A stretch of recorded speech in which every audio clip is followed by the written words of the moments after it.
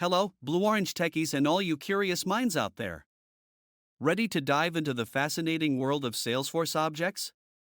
Think of them as your digital treasure chests, safeguarding all your precious data. Let's embark on this adventure together. What exactly is a Salesforce object? Imagine it as a digital container, like a file cabinet, where you store related pieces of information. Just like having a drawer for your letters, a notebook for your events, or an album for your photos, Salesforce objects organize your data, from contacts details to product specifications. But why do we use these objects? Imagine the chaos of a room strewn with belongings versus the calm of everything sorted into labeled boxes. Salesforce objects bring this order to your digital world, helping you easily organize, find, and manage your information. For instance, in a bakery scenario, having separate objects for customers and orders ensures every sprinkle and dough is right where it should be. Let's stroll through our bakery.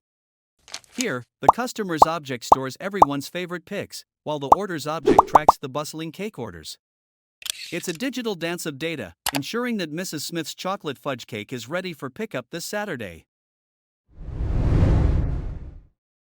Step 1. Accessing Setup. First, click on the Setup Gear icon in Salesforce. It's like opening the door to your workshop. Step 2. Entering the Object Manager in your workshop, you'll see a big sign saying Object Manager. Click it.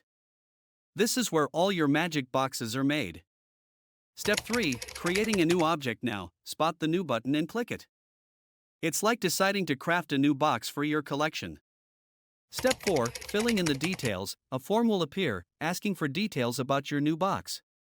Fill in the label with what you want to call it, like recipes. The plural label and object name will fill in automatically, but you can adjust them if needed.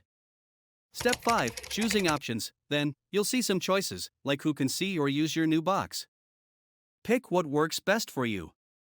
Step 6. Saving and adding fields. After you've made your choices, save your new box. But we're not done yet. We need to add little compartments inside it, called fields, where specific pieces of information will go. Step 7. Reviewing and using your object, last step. Check everything to make sure it's just right. Then, your new box is ready to use. And there you have it, blue-orange techies. You've learned what Salesforce objects are, why they're as awesome as your favorite sneakers box, and how to create them. Now, imagine the possibilities of organizing your digital world.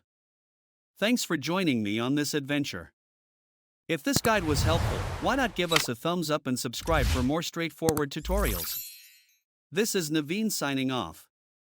Until next time, keep innovating and building with Salesforce.